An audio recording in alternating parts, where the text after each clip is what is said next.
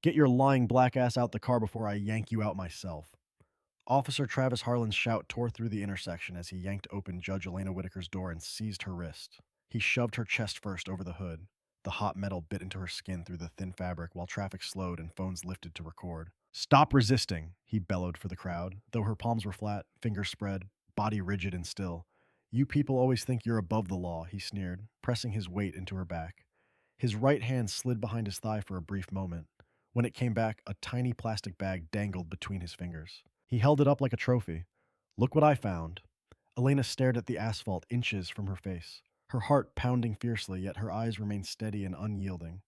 Harlan had no idea the woman he was framing had sentenced men to prison for exactly what he had just done. The sun cast long shadows across the city streets as Judge Elena Whitaker drove home from the courthouse.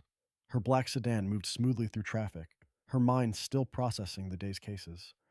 The courthouse event had run long, but she had maintained her usual poise throughout, her navy blazer still crisp despite the hours of wear. Red and blue lights suddenly erupted in her rearview mirror, shattering her thoughts. Elena checked her speedometer. She had not been speeding. Following the procedure she had advised countless others to follow, she signaled and pulled to the curb, positioning her car well out of traffic.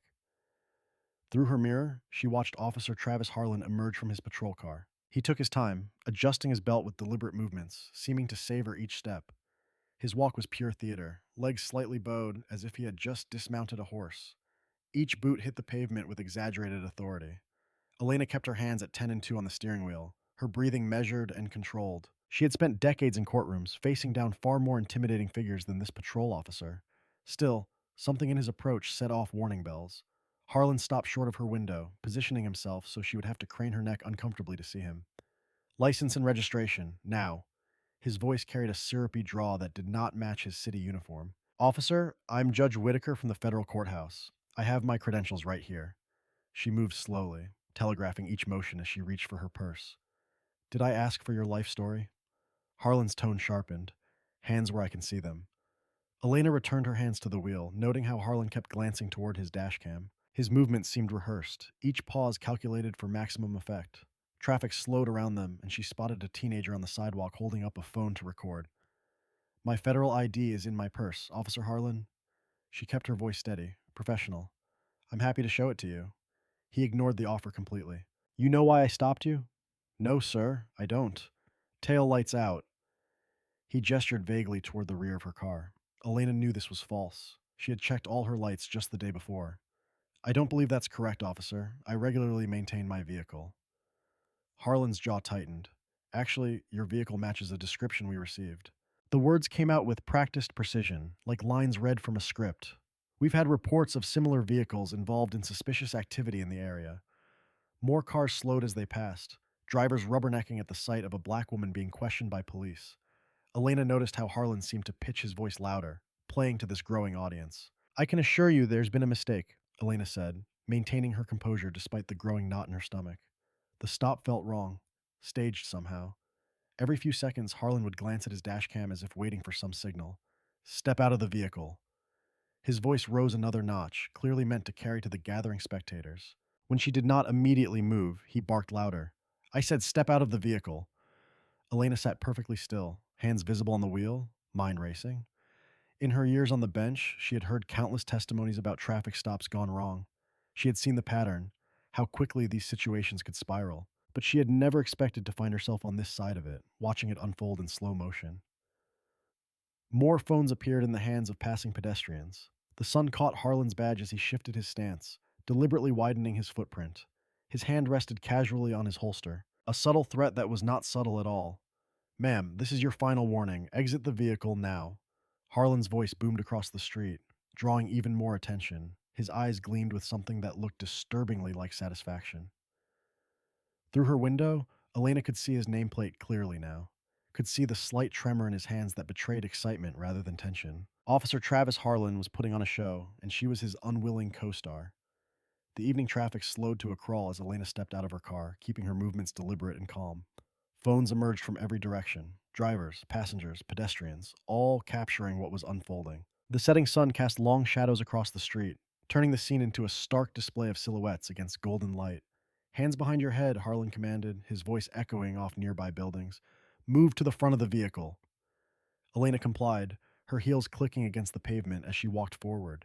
Her navy blazer, pristine from the courthouse event, now felt like insufficient armor. She could feel dozens of eyes on her, hear the murmurs of gathering onlookers. Without warning, Harlan grabbed her wrists, yanking them down and back with unnecessary force. He slammed her forward, bending her over her own car's hood. The metal felt hot against her cheek, still warm from the engine. Her shoulder joints screamed in protest as he twisted her arms higher than necessary. "Stop resisting," Harlan shouted, though Elena had not moved a muscle. "I said stop resisting." "I am not resisting," Elena stated clearly, loud enough for nearby phones to pick up.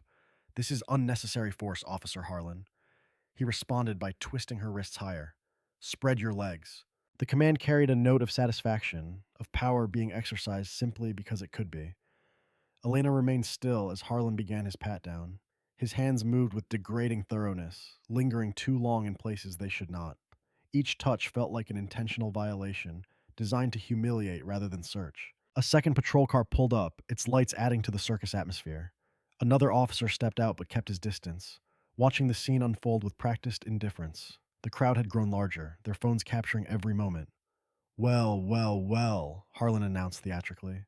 "What do we have here?" His hand moved to her waistband with exaggerated precision. Elena felt something being pressed against her hip, something that had not been there moments ago. "That's not mine," she said firmly. "Whatever you're claiming to find was not on my person." Harlan held up a small plastic bag, making sure the gathering crowd could see it. "Look what we got here, folks." His voice carried the fake surprise of a bad actor. "Seems like somebody's been carrying something they shouldn't." "I am a federal judge," Elena declared, her voice steady and clear. "I demand to speak with your supervisor immediately. This is a clear violation." Harlan leaned in close, his breath hot against her ear. "People like you don't get to sit above us." The words came out in a whisper meant for her alone, dripping with contempt. Then louder for his audience. "You can tell your story downtown, sweetheart. I am Judge Elena Whitaker of the Federal District Court," she repeated, directing her words toward the second officer. "This is a false arrest and I require immediate supervisor presence." "Never heard of you," Harlan said loudly, though Elena had seen him in her courtroom just recently. He produced his handcuffs with a flourish. "You have the right to remain silent." The metal clicked cold around her wrists, tighter than necessary. Elena kept her face composed as Harlan yanked her upright, but inside a fury was building, controlled, focused, and absolute. She caught her reflection in her car window, a respected federal judge being publicly humiliated in her own city. The gathering crowd parted as Harlan marched her toward his patrol car. Phones followed her movement, capturing her expression, transitioning from initial shock to something harder, more determined. She held her head high, refusing to give him the satisfaction of seeing her bow. "Watch your head," Harlan said with mock courtesy, then shoved her roughly into the back seat. The door slammed with finality, sealing her into the caged space. Through the window, Elena could see people still recording, their phones aimed at her face like weapons. The second officer finally approached Harlan. Their casual conversation was visible but inaudible through the glass. They shared a look that spoke volumes. This was routine for them, just another day on patrol. As the car pulled away from the curb, Elena sat perfectly straight, shoulders back, chin lifted. The initial shock of the frame-up was crystallizing into something else, a cold, precise anger that she had spent a lifetime containing. She watched her car grow smaller in the rear window, surrounded by people documenting her humiliation, and felt the familiar weight of injustice settling onto her shoulders, not as a burden this time, but as fuel. The fluorescent lights buzzed overhead like angry wasps as Officer Harlan paraded Judge Elena Whitaker through the jail's processing area. The institutional walls seemed to amplify every sound, footsteps, voices, the metallic clang of doors, creating an atmosphere designed to intimidate.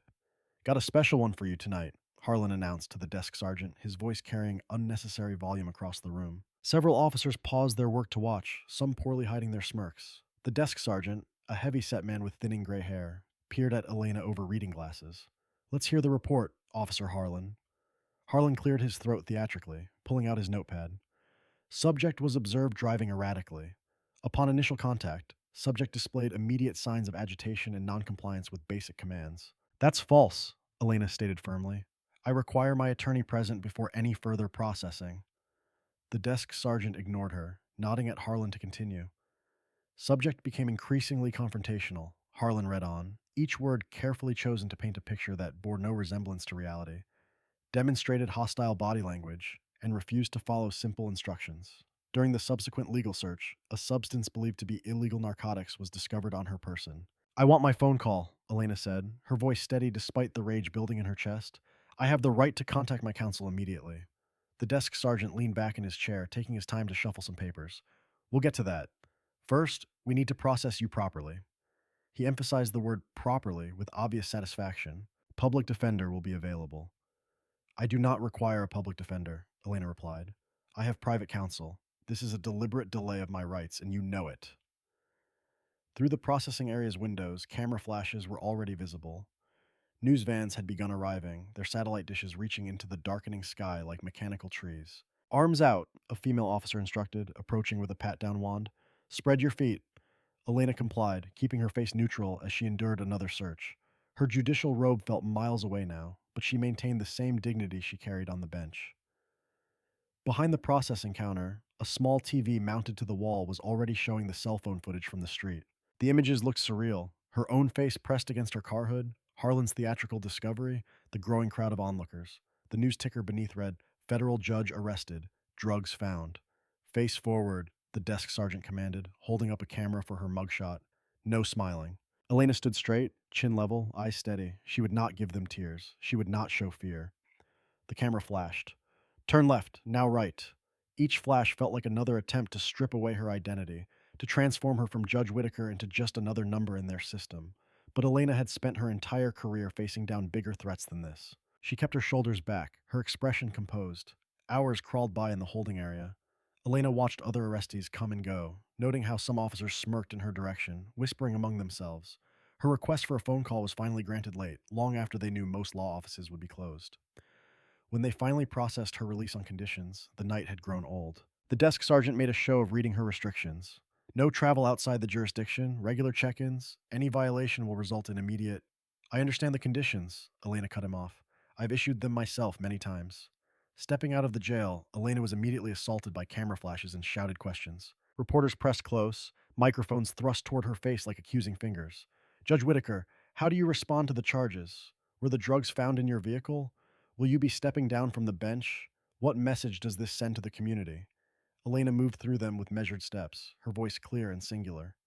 I will answer in court. She repeated it like a mantra, pushing past the wall of cameras and questions.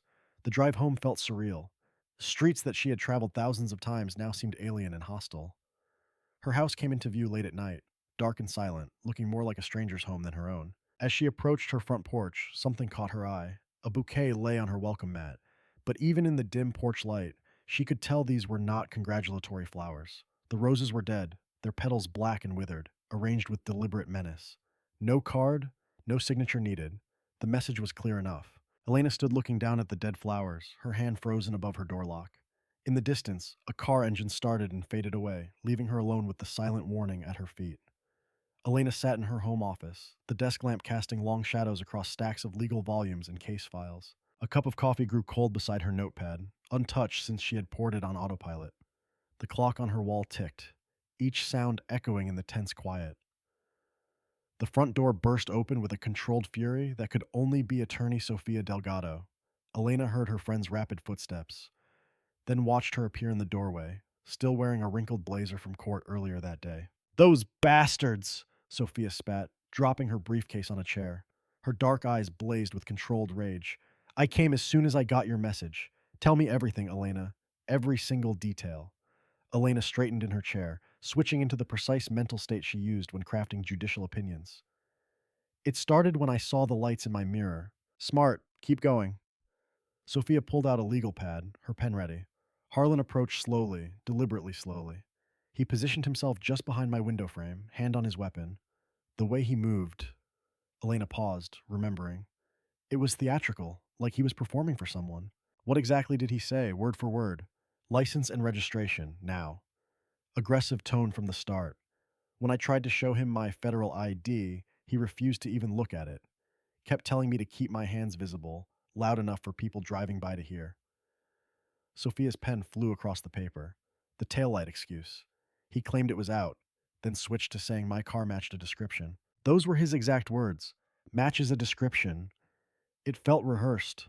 He positioned himself to block his dashcam's view while doing the pat-down, but he made sure passing cars could see everything else.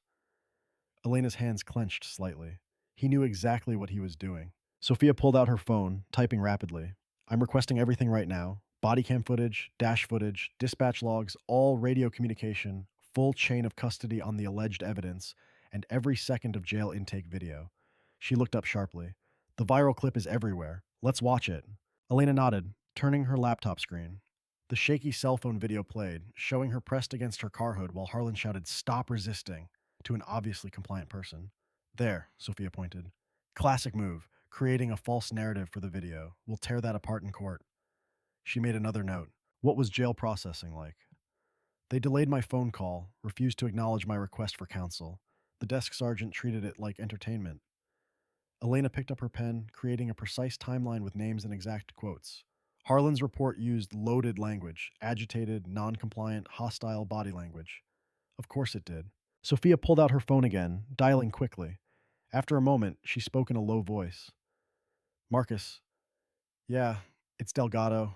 I need a favor. Judge Whitaker's arraignment. I need to know the second it's scheduled and who's assigned. She listened, nodding. Thanks. I owe you. Hanging up, she turned back to Elena. My clerk contact will keep us posted. We need to get ahead. Elena's phone lit up on the desk, displaying an unknown number. The room fell silent as she answered, putting it on speaker. Nothing but breathing came through the line, slow and deliberate. Several seconds passed, then a click and silence. Elena and Sophia stared at each other across the desk. The message could not have been clearer. This was not just a random traffic stop gone wrong. This was calculated, orchestrated. They're watching the house, Sophia said quietly, moving to peek through the window blinds. The dead flowers on my porch when I got home, Elena added. Someone put them there while I was being processed. Sophia turned from the window, her expression hardening. This is coordinated harassment. They're trying to intimidate you into backing down. She walked back to her briefcase, pulling out more files.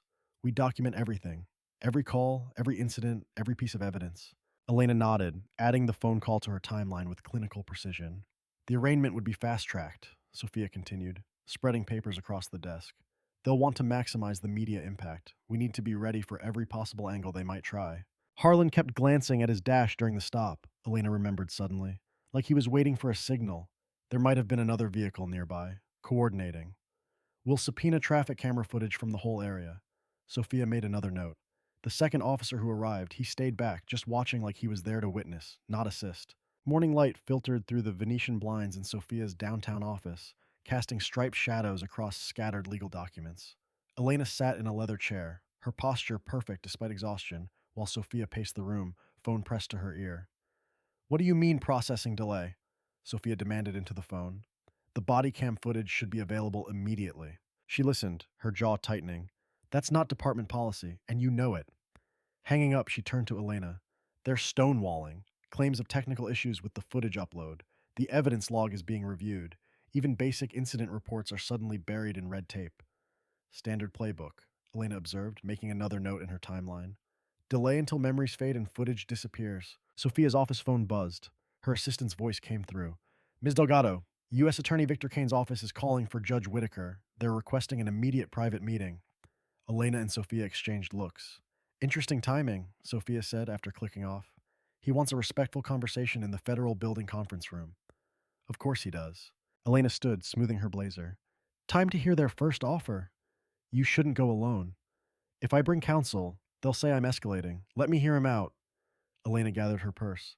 I'll record every word in my head like a transcript. The federal building conference room was all polished wood and muted lighting designed to make power feel civilized.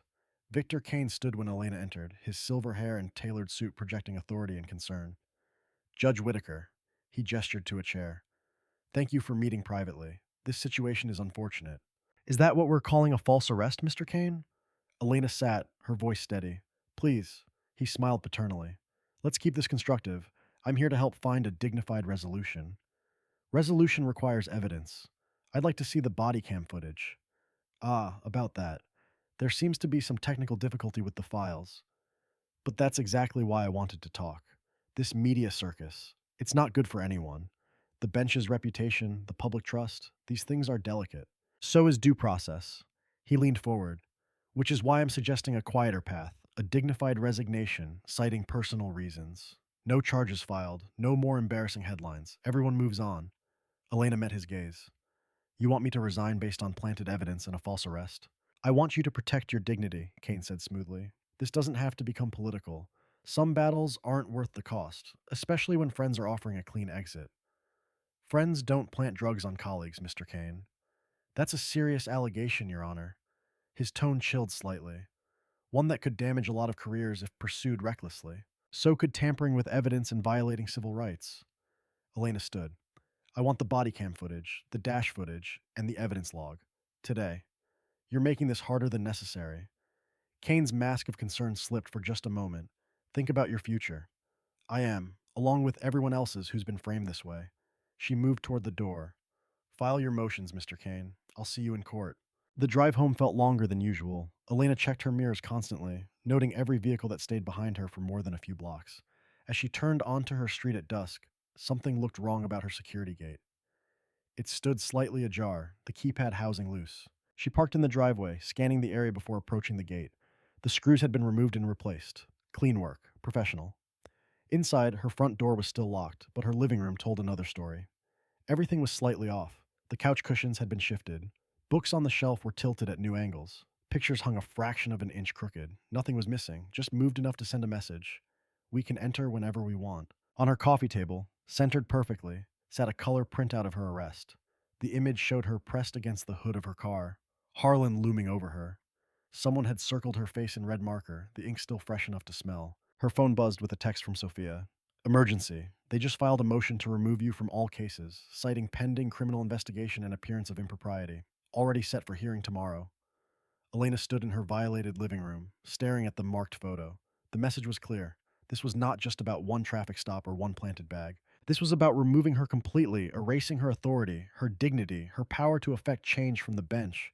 She took a photo of the marked printout, then carefully placed it in an evidence bag from her briefcase. They wanted her scared, wanted her to feel violated and powerless in her own home. But they had miscalculated. Elena had spent her entire career studying how power protected itself. She knew every move in their playbook. Her phone buzzed again. Sophia, how do you want to handle this? Elena typed back, document everything, file countermotions. They just gave us proof of harassment. She looked around her rearranged living room one more time, then began photographing every shifted item, every crooked frame, every piece of evidence that someone had been there. They thought they were sending a message of intimidation. Instead, they were giving her ammunition. The marble corridors of the federal courthouse seemed colder than usual the next morning. Elena's heels clicked against the floor, each step echoing as whispers followed in her wake. The same halls she had walked thousands of times now felt like a gauntlet filled with darting eyes and turned backs. A group of junior clerks huddled near the water cooler, scattered as she approached, their faces a mix of discomfort and poorly hidden judgment. Only one remained, deliberately gathering papers with exaggerated slowness. Morning, Marcus, Elena said, maintaining her usual professional tone. The clerk barely glanced up, his voice low but clear enough to carry. They're saying you've always been dirty. He hurried away, leaving the words hanging in the air like poison. Outside courtroom 3, Chief Judge Ellis Harlan waited with a court administrator. His expression was carved from stone. Judge Whitaker, given the circumstances, you're being temporarily removed from the calendar pending review. On what grounds? Elena kept her voice steady. Appearance of impropriety. Standard procedure. He would not meet her eyes. Your cases will be reassigned until this matter is resolved. Through the courthouse windows, Elena could see a crowd forming on the steps below. Signs appeared, professionally printed, bearing her mugshot with crude captions, black robe, criminal, and no judge above the law. Some faces showed genuine anger, while others moved with coordinated precision, like actors hitting their marks. Her phone buzzed. A text from her neighbor. Talk radio just gave out your address, said concerned citizens should make their voices heard. By afternoon, the crowd had migrated to her street. Dozens of people milled about, some filming with phones, others shouting toward her house. A rock struck her front window with a sharp crack, spiderwebbing the glass. A male voice bellowed a racial slur from behind the crowd's cover. Elena called the local police, following procedure despite knowing what to expect. 2 officers arrived later, taking their time stepping from their cruiser. The younger one kept touching his body cam as if making sure it was off. Something wrong with your camera, officer? Elena asked. He smirked. Technical difficulties happen sometimes. His partner made a show of writing notes, barely glancing at the cracked window or the lingering protesters. Could be neighborhood kids, he suggested, though the rock thrower had been a grown man in a business suit. Not much we can do without witnesses. There are literally dozens of witnesses, Sophia said. arriving with her own camera running and security footage from 3 angles. The younger officer's smirk widened. Shame if those files get corrupted, too. They left without taking statements from the crowd, which had thinned but not disappeared. Sophia moved through Elena's house with methodical precision, photographing the cracked window, the rock's impact point, the scattered glass. Don't touch anything without documentation, she instructed, capturing every angle, every threat, every act of vandalism, every official failure to protect you. It all builds the pattern. Elena sat at her desktop computer, pulling up public records. Speaking of patterns, she opened Harlan's arrest report from her stop, comparing it to other cases. The language jumped out immediately. Identical phrases, recycled descriptions, copied and pasted between reports months apart. In a case from last year, Harlan wrote, subject displayed furtive movements and appeared nervous during initial contact, leading to heightened suspicion. In Elena's report, the exact same words. From another case months ago, a search of the immediate area revealed a small plastic bag containing suspected narcotics in plain view. Her report used the identical phrasing. Even the timing followed a pattern. It was too perfect, too rehearsed. Sophia looked over her shoulder at the screen. He's not even trying to hide it, just copying and pasting his way through frame-ups. No, Elena said, opening more reports. He's counting on no one looking closely enough to notice. How many defendants can afford to challenge these patterns? How many public defenders have time to cross-reference old reports? Outside, another voice shouted from the street, followed by car horns and angry cheers. The protesters had found a new energy as darkness fell, their shadows stretching across her lawn like accusing fingers. Elena kept scrolling through report after report, each one adding to the emerging pattern. The same phrases, the same timing, the same choreographed dance of reasonable suspicion and probable cause, all leading to the same devastating results for those without her resources and training to fight back. The kitchen table disappeared under spreading files and laptops. Empty coffee cups dotted the surface like chessmen on a board. Sophia's fingers flew across her keyboard, drafting emergency motions with practiced precision, while Elena constructed a timeline so detailed it read like a court transcript. Motion for immediate preservation of all video and audio recordings, Sophia muttered, her voice tight with controlled anger. Motion for sanctions regarding delayed discovery responses. Motion to compel complete personnel files. She hit send on each filing. The electronic confirmation pings sounded like tiny battle drums. Elena worked with surgical focus, her judge's training evident in how she dissected every second of the encounter. She noted each missing data point, each convenient gap where records should exist but did not. Look at this, Sophia said, turning her screen. The first batch of body cam footage had arrived, heavily redacted and clearly incomplete. They watched Harlan's approach to Elena's car, his exaggerated movements, the way he positioned himself for maximum intimidation effect. Then, at the crucial moment when he claimed to discover the drugs, the video dissolved into digital static. When it resumed, the bag was already in his gloved hand. Convenient timing for a glitch, Elena observed, her voice cold. She adjusted her headphones, listening intently to the audio track. The ambient sound levels change right before and after the static, like it's been spliced. Already documented and noted in the supplemental motion, Sophia confirmed, adding timestamps to her growing list of irregularities. A car engine rumbled outside, too close and too quiet.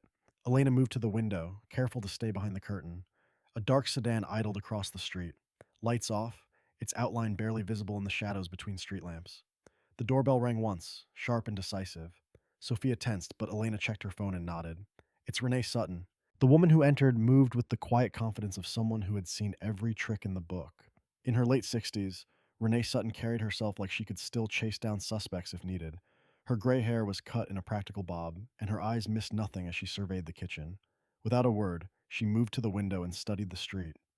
She pulled out a small notebook, jotting down details about the sedan. Black Chrysler, tinted windows, partial plate visible. They watched as the car pulled away, moving too smoothly to be a random observer. Classic intimidation setup, Renee explained, settling into a chair and accepting a cup of coffee. They want you sleep deprived, jumping at shadows. The goal is to make you feel watched every second until you crack or give up. Her matter-of-fact tone somehow made it less frightening, reducing the psychological warfare to simple tactics that could be countered. She pulled equipment from her bag, small but professional-grade security cameras with independent power sources and cellular uplinks. First rule of evidence collection, redundancy. We're going to cover every angle of approach to your house with backup systems for the backup systems. Elena watched as Renee moved through the house with practiced efficiency, installing cameras in overlooked corners and unexpected angles. Each device connected to a secure cloud server beyond local jurisdiction. The mistake they always make? Renee continued, testing sightlines, is assuming they only need to control official channels.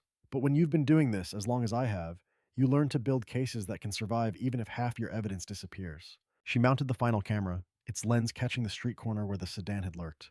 From now on, we build redundancy. No single point of failure. The kitchen table war room felt more fortified now, ringed by invisible electronic sentinels. Sophia returned to her motions while Elena refined her timeline, adding Renee's observations about the sedan to the pattern of surveillance and intimidation. Outside, the night pressed against the windows, but it felt less threatening with Renee's cameras watching back. The retired investigator moved between monitors, fine-tuning each feed, building layers of protection against the darkness and whatever it might bring. The courthouse cafeteria buzzed with its usual morning crowd, but the usual friendly nods toward Judge Whitaker had turned to sideways glances and whispers. Elena sat with her back to the wall, a habit Renee had suggested, while Sophia spread case files across the table like a shield. Renee nursed her coffee, her eyes constantly scanning the room with practiced casualness. The forensic expert can start tomorrow, Sophia said, keeping her voice low. Dr. Lena Park's credentials are impeccable, and she's worked high-profile cases before. Good, Elena replied, maintaining her judicial composure despite the stares from a group of clerks 2 tables over. We need someone who can't be easily discredited. Renee's posture shifted slightly. Incoming. Young officer trying too hard to look casual. Officer Nathan Rowe approached their table, his movements measured and deliberate. He wore plain clothes instead of his uniform, and his clean-cut appearance projected an image of earnest concern. He stopped a respectful distance from their table, hands visible and empty. Judge Whitaker, he said softly, may I speak with you? It's about Officer Harlan. Sophia's shoulders tensed, but Elena gestured to an empty chair. Please sit, Officer Rowe. He settled into the chair, maintaining perfect posture. What's happening to you isn't right, he began, his voice pitched low enough that nearby tables could not hear. Harlan, he's done things like this before. Renee watched his hands as he spoke, noting how they remained still on the table, too still, like someone who had practiced appearing non-threatening.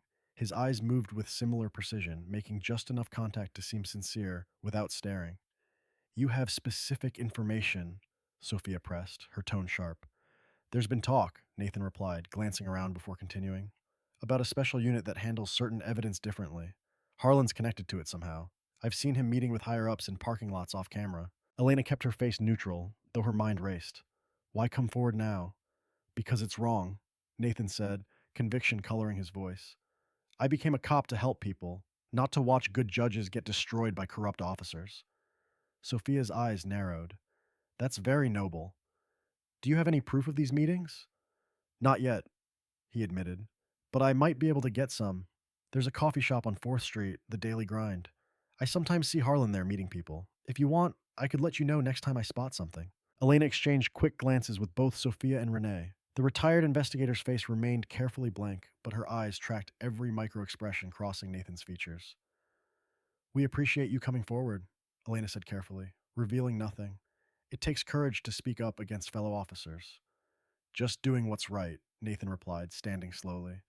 I'll text if I see anything useful. Be careful, though. There are bigger players involved than just Harlan. After he left, they sat in silence for a moment, processing the interaction. The cafeteria continued its morning routine around them, but their corner felt charged with tension. Too polished, Renee finally said. His body language was rehearsed. Clean hands, manicured nails, not typical for a street cop. He's either undercover or playing a role. Sophia nodded. The timing feels convenient. Right when we're pushing for discovery, a friendly face appears with vague promises of help. But we can't ignore potential evidence, Elena pointed out. Years of judicial balance weighing each possibility. If there really is a special unit tampering with evidence, which is why we proceed carefully, Renee agreed. Let him think we're cautiously interested, but we verify everything independently. They spent the next few hours coordinating with Dr. Lena Park, a forensics expert known for her meticulous attention to detail. Sophia arranged for her to begin examining the evidence bags and seals first thing. Late afternoon, Elena's phone buzzed. A text from Nathan. Be careful, Kane is involved. She showed it to the others. The message hung between them like a loaded gun. Potentially valuable information, but possibly a trap designed to make them show their hand. We move forward, Elena decided, her voice firm. But we do it our way. No meetings without recording devices, no information shared without verification, and everything gets documented in triplicate. Sophia was already typing on her laptop. I'll have Dr. Park focused specifically on the evidence handling procedures first. If there really is a special unit mishandling evidence, it should leave traces. The fluorescent lights in Sophia's office buzzed overhead as Dr. Lena Park leaned close to her laptop screen, examining the high-resolution photos of the evidence bag. Her fingers traced invisible patterns in the air as she studied the seal's edge. The office felt charged with anticipation. Elena sat perfectly still while Sophia paced behind her desk. There, Dr. Park said, her precise voice cutting through the tension. She pointed to a microscopic pattern on the seal. See these compression marks? They show a distinct double pressing pattern. Sophia stopped pacing. Meaning evidence seals are designed to show tampering. When properly sealed, they create a single uniform pressure pattern. Dr. Park zoomed in further. These marks indicate the seal was pressed, opened, and pressed again. The second impression overlaps the first. You can see the slight misalignment here and here. Elena leaned forward, her judicial training kicking in. Would this hold up under cross-examination? Absolutely. Dr. Park pulled up comparison photos. This is what a proper seal looks like. Single impression, uniform pressure, the differences are measurable and documented. She switched to another image. But there's more. Look at these smudge patterns along the edge. The image showed faint oily marks along the bag's border. Dr. Park's finger traced the pattern on screen. These are sebaceous residue marks, skin oils. They appear in areas that should only have been handled with gloves according to standard evidence protocols. Bare hands, Sophia said, already taking notes. During processing, yes, and the distribution pattern suggests handling after initial collection. The residue overlaps areas that should have been pristine if proper procedures were followed. Dr. Park's voice remained clinical, but her eyes showed controlled anger. This isn't just sloppy work, it's deliberate contamination. Elena watched the evidence build, her face composed, but her heart racing. This was the first concrete proof that the drugs were planted after her stop began. She thought of Harlan's theatrical pat-down, how he had angled away from cameras at the crucial moment. Time to file, Sophia announced, already drafting on her computer. We demand a full evidentiary hearing. Harlan explains those camera glitches under oath, and we get Dr. Park's findings on record. While Sophia worked, Renee entered quietly, carrying a thick folder. She had spent days digging through Harlan's patrol history. You need to see this, she said, spreading documents across a side table. His complaint record should have gotten him suspended multiple times over. But look, every serious write-up gets marked unfounded by the same two supervisors. Protected, Elena observed, studying the pattern. Very, Renee agreed. He's their go-to man for certain types of stops, the kind that end in convenient discoveries. Sophia looked up from her motion draft. Names of these supervisors? Lieutenant Marcus Walsh and Captain Stephen Reeves, Renee reported, both tied to internal affairs somehow, both with connections to Kane's office. Dr. Park gathered her materials carefully. I'll prepare a full report for the hearing. The evidence tampering is clear enough that even a hostile judge will have to acknowledge it. As if on cue, Elena's phone buzzed with a news alert. The local paper's website had updated its coverage. Questions raised in judge arrest. Evidence handling under scrutiny. The article was cautious but noted inconsistencies in the arrest report. They're hedging their bets, Sophia observed. They can smell which way the wind's blowing, which means we need to be extra careful, Renee warned. This is when they get desperate. When their story starts falling apart, they escalate. Elena nodded, remembering similar patterns from her civil rights cases. We document everything. No meeting alone, no unsealed evidence, no unrecorded conversations. Dr. Park packed her laptop with methodical precision. I'll have the full analysis ready soon. The compression patterns alone are damning, but I want to run additional tests on the residue distribution. They wrapped up the session as evening settled over the city. Sophia's motion would hit the court first thing, demanding both the hearing and preservation of all related evidence. The momentum felt like it was finally shifting. Elena drove home through familiar streets, streetlights casting alternating patterns of light and shadow across her dashboard. She felt cautiously hopeful but remained alert. She had learned long ago that justice required both patience and vigilance. Pulling into her driveway, she noticed something wrong in her headlight's beam. She parked and walked around her car slowly, her phone's camera already recording. There, carved deep into the driver's side door, was a crude slur. The letters were jagged, angry, not just vandalism, but hatred made visible. Elena did not flinch. She photographed the damage from multiple angles, careful to capture the depth and pattern of the scratches. She logged the time, date, and location in her ongoing documentation. Then, standing in her driveway under the security lights she had installed, she spoke clearly for the recording. You're giving us motive. Every act of intimidation is one more piece of evidence. The morning sun cast long shadows across the courthouse steps as reporters clustered like hungry predators. Camera lights flashed against the limestone walls while Elena and Sophia approached, maintaining their practiced composure. Microphones thrust forward like accusing fingers. Judge Whitaker, how do you respond to the new allegations against Dr. Park? The question hit like a physical blow. Elena had not even reached the courthouse doors when her phone buzzed with the breaking news. Forensic expert under investigation, previous cases called into question. An anonymous source had filed a complaint claiming Dr. Park falsified results in another jurisdiction.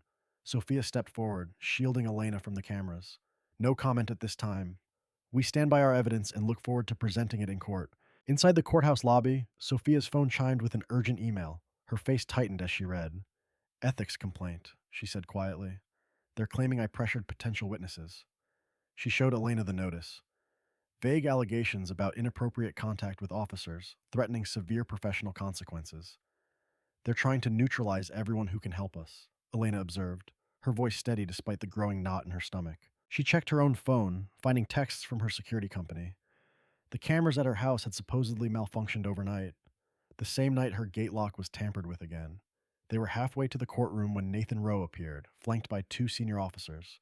His earnest expression was gone, replaced by something cold and practiced. He nodded to his superiors and began reading from a prepared statement. I need to report attempts to influence an ongoing investigation, he announced loud enough for nearby clerks to hear. Judge Whitaker approached me multiple times, attempting to pressure officers into changing their statements. Elena felt the air leave her lungs. Every conversation with Rowe, he had been recording, twisting, preparing this moment. His helpful hints about Kane, his concerned warnings, all of it carefully crafted to build this lie. Before Sophia could intervene, two deputies approached with handcuffs visible. Judge Whitaker, one announced formally, you are under arrest for witness intimidation and attempting to obstruct justice. The courthouse crowd parted as they cuffed her, again in broad daylight, again as a spectacle. Phones emerged to capture her second walk of shame. Through the glass doors, she glimpsed Harlan leaning against a patrol car, watching with undisguised satisfaction. His smile said everything.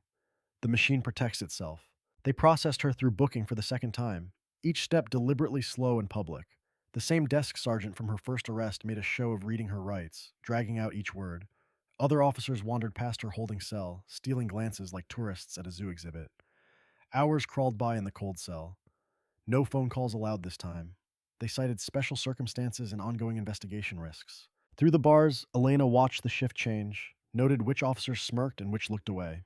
She documented every detail in her mind, maintaining her judicial discipline even here. As evening settled over the jail, laughter echoed down the corridor. Two voices, male, probably near the break room. Even judges get cages, one said, loud enough to carry. Bet she ain't feeling so high and mighty now. Elena sat perfectly still on the hard bench, back straight despite her exhaustion. They wanted her broken, wanted her to feel small, helpless, stripped of dignity. The entire day had been choreographed for maximum humiliation. The public arrest, the delayed processing, the isolation, the casual cruelty. She thought of Dr. Park's careful analysis now buried under manufactured scandal. She thought of Sophia fighting baseless ethics charges designed to silence her.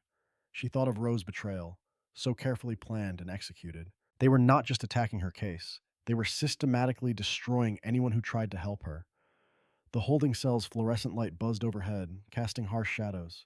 Down the hall, keys jingled as another officer made his rounds, boots clicking against concrete. Each sound, each moment of confinement was meant to wear her down, to make her feel powerless.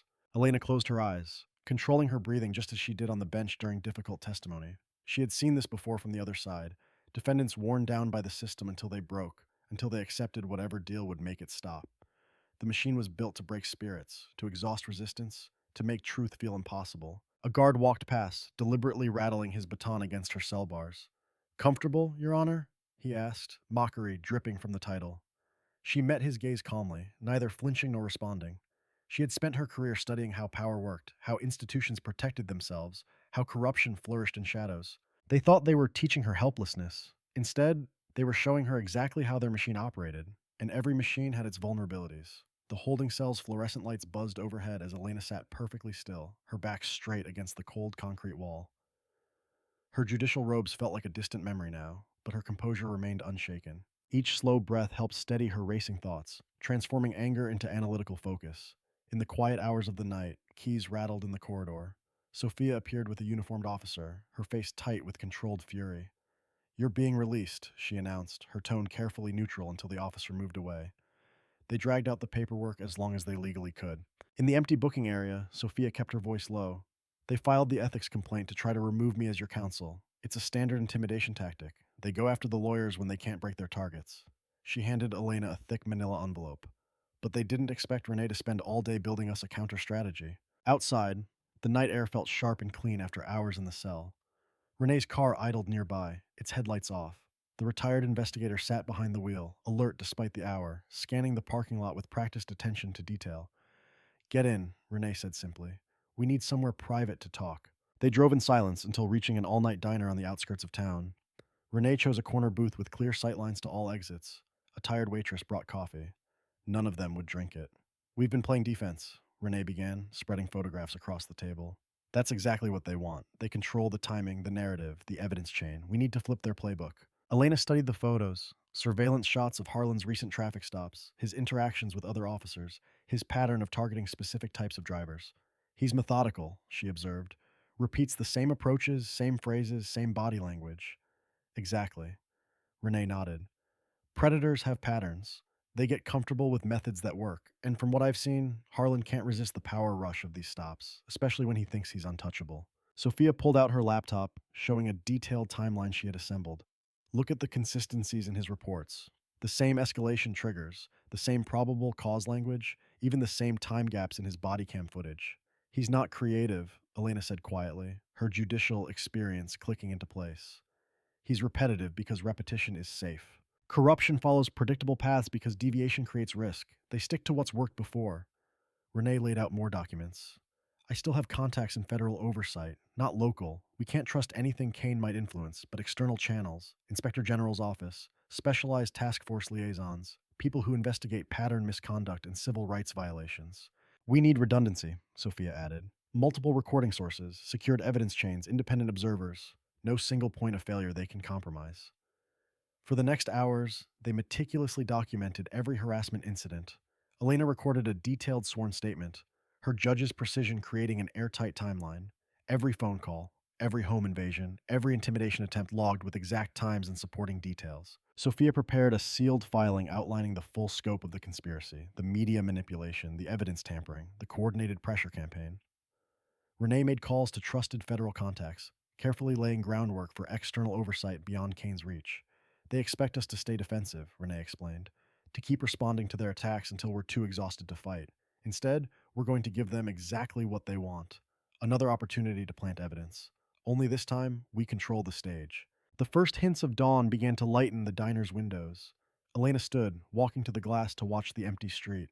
Her reflection showed a woman unchanged by the holding cell's attempt to break her spirit. She turned back to the table, where the strategy lay mapped out in careful detail. "We're going to make them do it again," she said, her voice carrying the quiet authority that had marked her judicial career. "On camera with safeguards they can't touch." The words hung in the pre-dawn air, transforming their desperate defense into something else entirely. A precision trap built from the very corruption meant to destroy her. For the first time since the original frame-up, Elena felt the balance of power beginning to shift. Morning light filtered through the dusty blinds of Renee's rented workspace, illuminating walls covered in detailed timelines, patrol route maps, and surveillance photos. The small office, deliberately chosen for its anonymity, hummed with focused energy as the team gathered around a central table. Renee spread out a fresh set of diagrams. "Every camera needs a backup, and every backup needs a backup," she explained, pointing to strategic positions marked in red. "We're talking multiple angles, independent power sources, and secure cloud storage that uploads in real time." Elena studied the layout, her judicial mind dissecting potential weak points. "What about transmission interference? They could try to jam signals." "Already covered." Renee pulled out a collection of small devices. "These are military-grade recording units. Even if they block wireless, they store locally with tamper-evident seals. We'll have observers retrieving memory cards the moment anything happens." Sophia paced the room, her usual confidence tempered by the ethics complaint hanging over her head. "We need additional legal protection. They're trying to isolate us by threatening my license." "That's why I called Douglas," she continued, gesturing to the distinguished older attorney who sat quietly reviewing documents. Douglas Hale's reputation was spotless after decades of defense work, exactly the kind of co-counsel they needed. "The ethics complaint is a standard intimidation move," Douglas observed, his voice carrying decades of courtroom authority.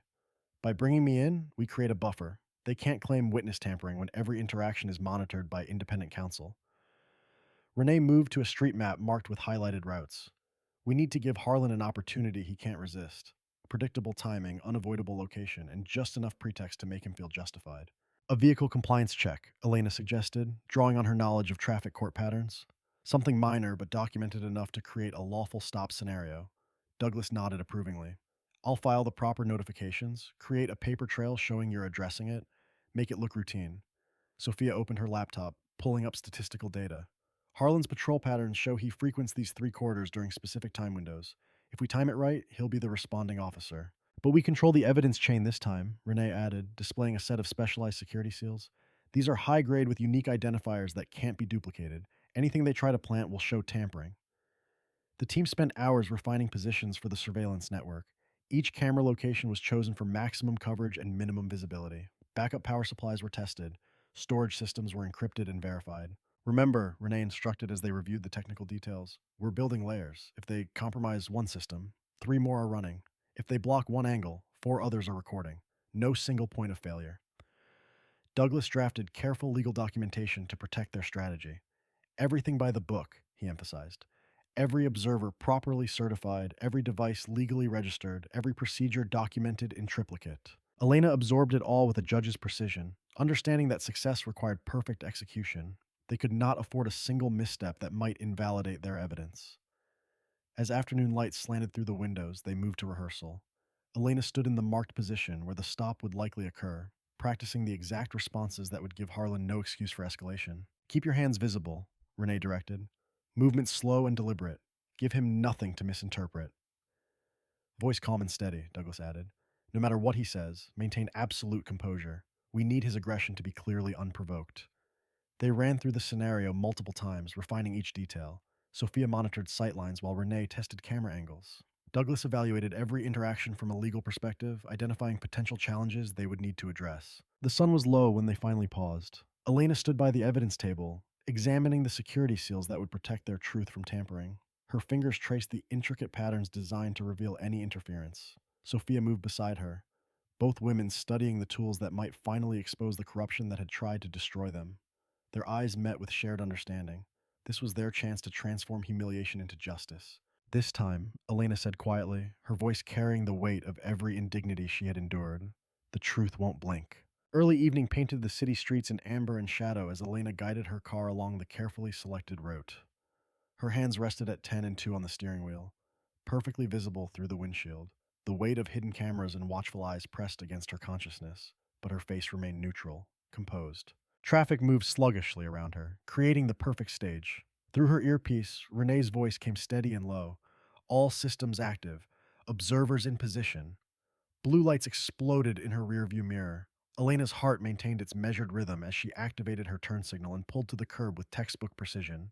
In her mirrors, she watched Officer Travis Harlan emerge from his patrol car with that familiar swagger, that same theatrical patience in his stride. Keep steady, Sophia's voice whispered through the earpiece. Everything's recording. Harlan approached her window, his shadow falling across her face. His expression carried that same practiced blend of authority and disdain. License and registration, he drawled, just like before, just like they knew he would. My license and registration are in my glove compartment, Elena stated clearly, her voice pitched to carry to every recording device. I'm going to reach for them now. Harlan's lip curled slightly. That taillight's out again. The lie rolled off his tongue smooth as silk. Then, right on script. Vehicle matches a description we received. Behind him, phones appeared in windows and doorways. An audience gathered just as he wanted. His voice rose accordingly, playing to the crowd. Step out of the vehicle. Elena narrated each movement with precise clarity. I am unbuckling my seatbelt now. I am opening my door slowly. I am stepping out with my hands visible. Harlan's confidence seemed to swell with each passing second. He positioned himself exactly as before, angling his body to block the clearest sight lines from the street, certain his body cam would conveniently malfunction at the crucial moment. Hands on the hood, he commanded, voice rising further. Spread your legs. Elena complied with fluid grace, each movement measured and documented. Hidden cameras captured every angle Harlan thought he was blocking. The subtle shift of his weight, the practiced motion of his hands, the moment he believed himself invisible to scrutiny. Multiple feeds confirmed, Renee's voice came soft in Elena's ear. every angle covered. Harlan began his pat down with aggressive precision, his movements designed to humiliate. His hand slipped briefly to his pocket, the moment they had been waiting for. With the same fluid motion he had used before, he attempted to plant the bag. Elena felt the subtle pressure as he tried to slip it near her waistband. Her jaw tightened fractionally, but she remained perfectly still, denying him any excuse for escalation. Let him own this moment completely. Around them, the crowd had grown. Phones recorded what they could see, but the hidden cameras captured everything. Every angle, every movement, every deliberate deception. In nearby vehicles and buildings, professional observers documented each second with practiced precision. Something in the air shifted. Perhaps it was the quality of the silence, or the way the gathering crowd felt different from last time. Harlan's confidence wavered for just a moment. His eyes flicked to his dash camera, then swept across the watching faces. The swagger in his voice cracked slightly. "What did you do?" he hissed, low enough that only Elena could hear. Elena's response came soft and clear, pitched perfectly for every recording device. "Nothing. I followed instructions." Traffic continued to crawl past. The evening light caught the badges of observers positioned strategically throughout the scene. Harlan's hand moved to his belt, his certainty visibly crumbling as he registered the weight of unseen eyes. The planted bag sat exactly where he had placed it, but now it felt like a burning coal against his fingertips. Every movement, every word, every subtle shift of his body had been captured from multiple angles. The control he thought he wielded had transformed into a snare around his own ankles. Phones continued to record. Hidden cameras and professional observers made careful notes, and Elena remained perfectly still against the hood of her car, her composure a stark contrast to Harlan's growing unease. The carefully orchestrated trap had sprung exactly as planned, catching its target in a web of his own making. Every second was preserved, every angle covered, every deception documented beyond dispute. The truth, for once, would not be edited away. In a windowless room humming with electronics, screens lined the walls displaying synchronized footage from multiple angles. Elena sat between Sophia and Renee, watching the evening's events unfold in pristine digital clarity. Federal oversight agents moved efficiently around them, logging timestamps and cross-referencing feeds. "Play it again," Renee instructed, her eyes fixed on the center monitor. "Focus on his left pocket. Time index at the critical moment." The footage rolled with crystal precision. From 6 different angles, they watched Harlan's hand move in that practiced motion, reaching, positioning, planting. No glitches, no convenient camera failures, no angles blocked. "Freeze there," said a senior oversight agent. He pointed to a clear shot of the bag. "Enhance." The image sharpened, revealing a tiny batch marking on the evidence seal. Renee leaned forward, her expression tightening. "That sequence. I've seen it before." She pulled out a thick file, fingers moving with practiced efficiency through documented cases. Here, and here, and here again. She laid out 3 arrest reports, each featuring identical batch numbers. Same markings, different arrests, months apart. That's statistically impossible with proper evidence procedures. Sophia studied the pattern. "These are all Harlan's arrests." "Not all," Renee replied. "Different officers, same unit, same marking system. The drugs are coming from somewhere consistent." The senior agent made a call. Within minutes, a warrant was processed. As they waited, more footage revealed the depth of coordination. Harlan's movements were not just practiced, they were choreographed, following a protocol refined through repetition. "Check the metadata on those other arrests," Elena suggested, her judicial experience surfacing patterns. "Look for supervisory sign-offs, handling authorizations." Digital records filled new screens. Names began connecting to names. Authorizations linked to specific supervisors. Chains of custody showed impossible overlaps, the same evidence apparently being logged in multiple cases simultaneously. "There," Renee pointed. "That storage reference keeps appearing, but it's not in the main evidence system." The warrant came through. Teams mobilized quietly. In a forgotten corner of an administrative building, behind a door marked maintenance storage, they found it. Shelves of carefully cataloged drugs, each marked with the same batch coding system. A librarian's precision applied to systematic frame-ups. "The log book," Renee murmured, scanning seized documents. "Every withdrawal matches an arrest date." They weren't just planting evidence, they were running a supply chain. Financial records emerged next. Shell companies, consulting fees, private detention contracts, campaign contributions flowing through carefully laundered channels. At the top, U.S. Attorney Victor Kane's signature authorizing special operations funding through intermediary accounts. "The donor connection," Sophia said, pieces clicking. "Private prison profits tied to arrest quotas. That's why they wanted you gone, Elena. Your sentencing reforms threatened the pipeline." Nathan Rowe's role crystallized in the documentation. Internal emails showed his careful placement, his instructions to gather intelligence and provoke reactions they could use against Elena. His warning about Kane had been calculated to make them slip up, to reveal their defense strategy. He was their early warning system, Renee explained, disgust evident in her voice, reporting back every conversation, every plan he could detect. More footage poured in as teams executed simultaneous warrants across the city. Security cameras captured supervisors rushing to offices late at night, desperately shredding documents. But the digital trail was already secured, backed up, duplicated across protected servers. Elena watched it unfold with controlled intensity. How many cases? She asked quietly. How many people did they frame using this system? Renee consulted her notes. Initial estimate from the logbook. At least hundreds of arrests over several years, maybe more we haven't found yet. We'll need to review every case, Sophia said. Every conviction, every plea deal taken under pressure. The senior oversight agent approached with another update. Federal teams are moving in now. Silent entries, no warnings. We're seizing everything computers, phones, files, the whole network. On new screens, they watched the operation unfold. Officers and FBI windbreakers slipping through darkened doorways. Evidence boxes carried out in steady streams. Supervisors led away in handcuffs, their faces pale in the harsh fluorescent light. Look at this, Renee said, holding up a document. Directive from the donor intermediary to Kane. The judge needs to be removed by any means necessary. The program cannot sustain these losses. Dated shortly before your arrest. Elena absorbed the scope of it. Not just one corrupt officer, but an entire machine of systematic abuse. The arrogance of power turned into carefully organized persecution. Each document, each video frame, each seized record adding another layer to the exposure. Near midnight, Renee turned to Elena as more federal agents moved through the building. It's not one rotten cop, she said, watching doors open and boxes stack up. It's a machine, and tonight, we got the gears. Morning light pierced through the courthouse windows as reporters clustered outside, their cameras trained on the entrance. Inside, the marble halls echoed with urgent footsteps and hushed conversations. The overnight raid had shattered the usual morning calm. Sophia stood beside Elena in a side corridor, watching the security feed. They're bringing him in through the back entrance, she said, her voice tight with satisfaction. No special treatment this time. Renee joined them, her tablet displaying live updates. Federal marshals picked him up recently. He didn't go quietly. Through the security monitors, they watched Travis Harlan being led in, not striding confidently like he owned the place, but stumbling, cuffed, his uniform replaced by civilian clothes. His face twisted with disbelief as marshals conducted a thorough search, making him spread his legs, checking every pocket. How does it feel?